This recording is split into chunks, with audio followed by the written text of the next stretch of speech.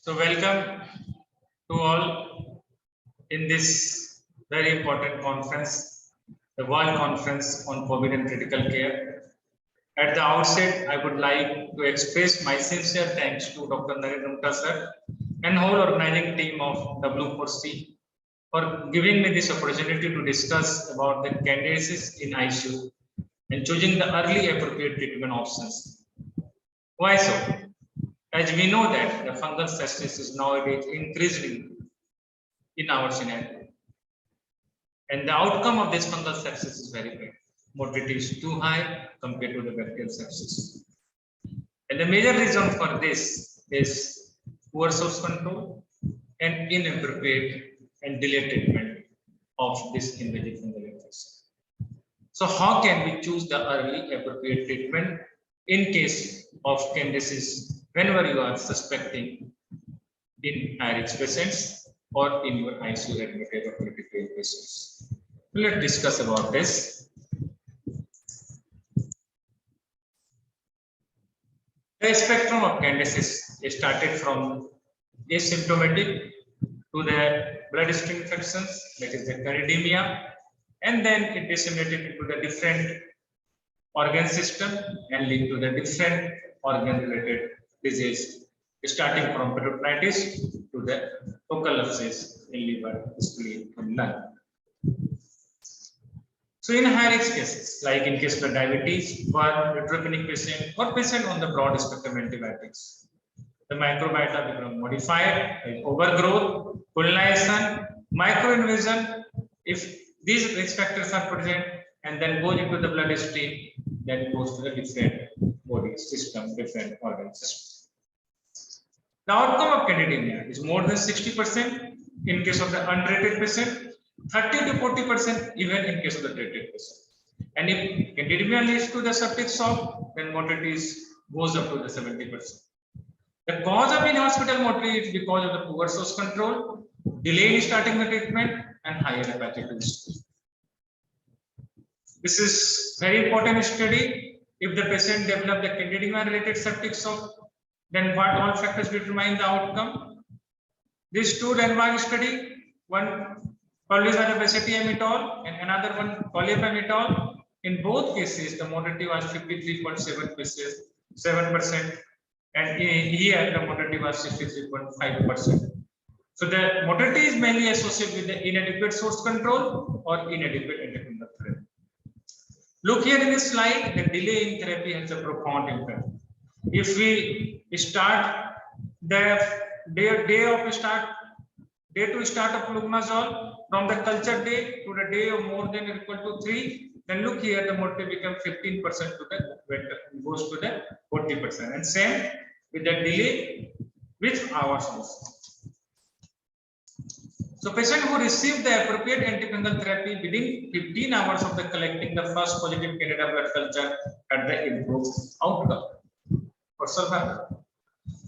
So if the early treatment is beneficial and it will decrease the mortality, it will improve the outcome of your ICU, then why so delay in starting the treatment? Why not we start this antifungal therapy as soon as possible? It is mainly because of making the diagnosis very difficult. As there are different reasons for that, because this antifungal and this invasive fungal infection may be asymptomatic during the early phase, and if the symptoms are present that are very non-stressful, like fever, cough, radiological or lung infiltrate, that is non-specific for the fungal infection.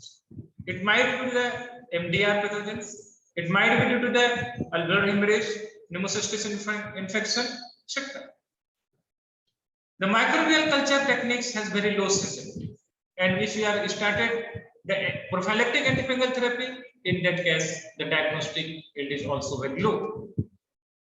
The histopathology is cornerstone, and it is very important diagnostic test for the fungal infection, but it requires the invasive procedure, and that is not always possible in case of the neutropenic patient with a hypercoagulable state or hemodynamically unstable patients.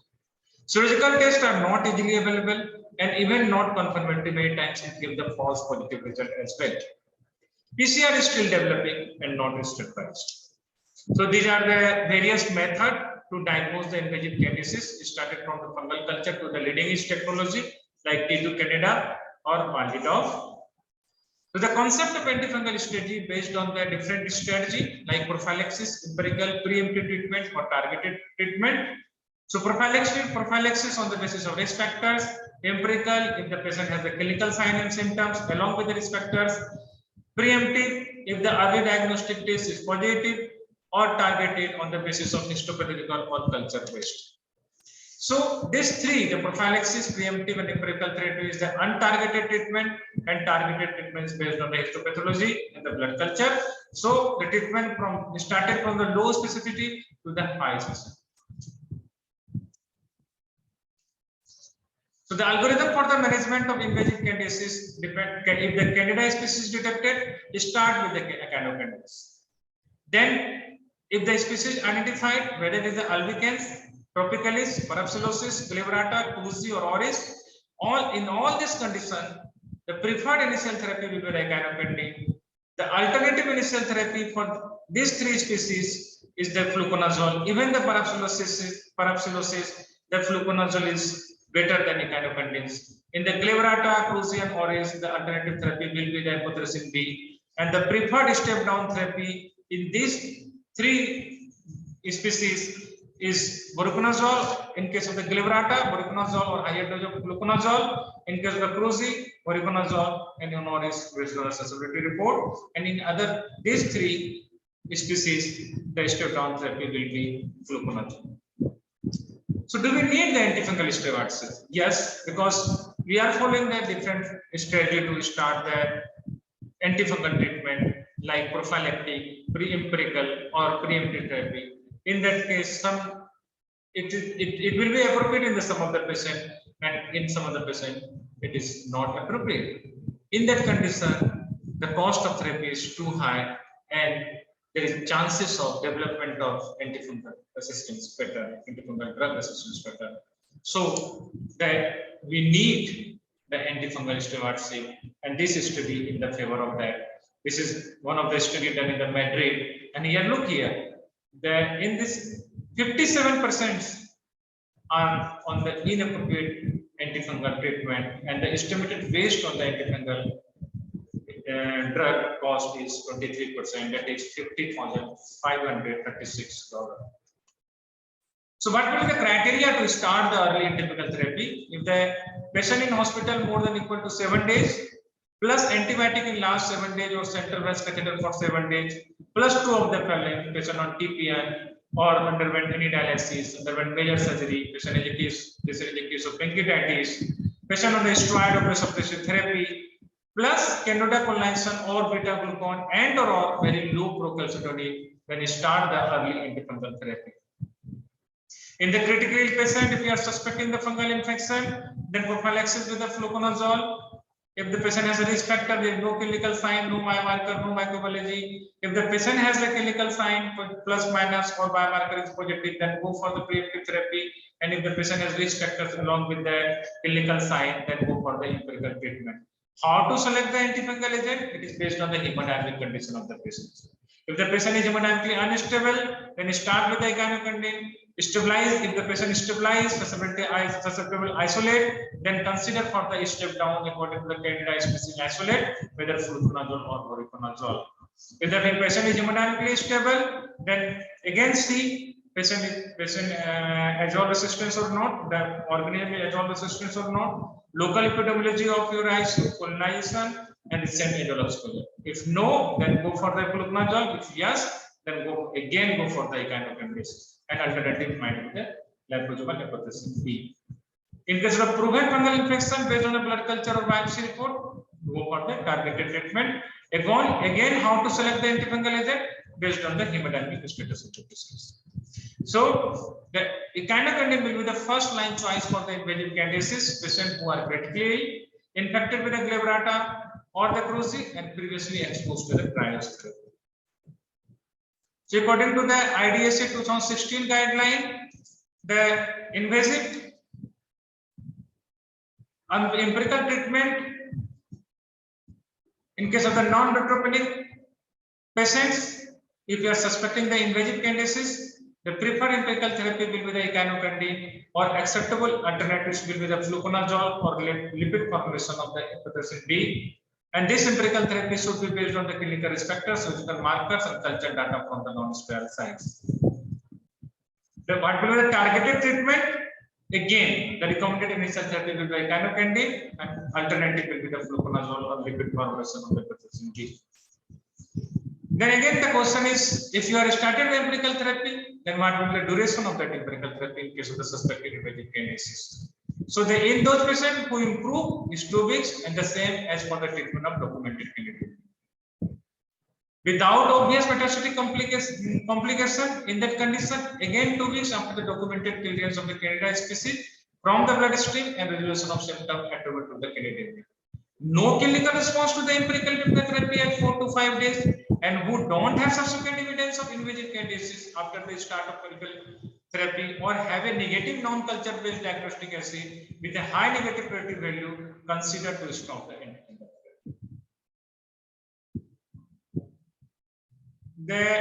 This is the 2019 guidelines of the European Society of Intensive Care Medicine and European Society of Clinical Microbiology and Infectious Disease Task Force. It is practical management of invasive candidiasis in critical patients. According to this task force, it was against the use of routine and universal administration of antifungal prophylaxis in the critical ill patient. Not recommended the use of preemptive antifungal therapy in critically ill patients. Suggested that you can start the empirical antifungal therapy only in patient with the septic shock and the multi-organ failure. No recommendation for the starting the empirical antifungal therapy in patient without the septic shock and the multi-organ failure. And again recommended that the promotion of antifungal steroid program in order to limit the use of empirical therapy. This is the recommended drug for the empirical treatment of Candida infection. All guidelines, the recommended first line drugs will be the echinocandins, like ICMR 2019 or European Society guidelines or IDSA guidelines. So this is a proposed algorithm for sepsis in non-troponic, non-transplanted ICU patient at risk of candidemia and or invasive candidiasis. Sepsis, like abdominal sepsis, yes. The chances of invasive candidiasis is more than candidemia. High risk, more than 10 to 50%. PCR based test. On the basis of this PCR based test, start the empirical therapy. Control the source if needed. If this BDG is less than 80 picogram per ml, then consider for early stop the treatment. No abdominal sepsis. The chances of candidemia is more than invasive candidiasis. See the likelihood factor on the basis of colonization score, colonization index, or exclude the other infection or alternative diagnosis. Highly likelihood, then start with the antifungal therapy or source control if needed. Always do the blood culture before starting the antifungals. If the BD is more than 250 picogram per ml or other biomarkers are positive, then again start the antifungal treatment with the echinocandins and watchful waitings. Re-evaluate on the 5th day.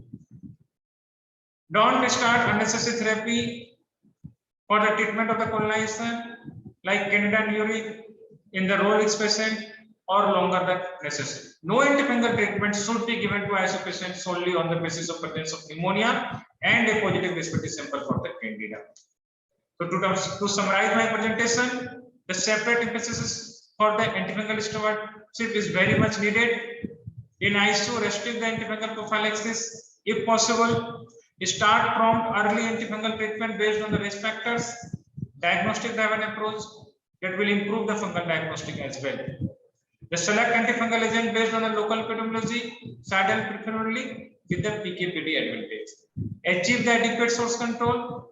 Use an adequate dose. Low dose is associated with the resistance, so better to start with the optimal dose. Stop the early inappropriate therapy. De-escalate whenever possible. And check the duration of therapy. So this will help to improve the outcome of the invasive fungal infection in our respective ICU. Thank you so much. If you have any question, then please ask.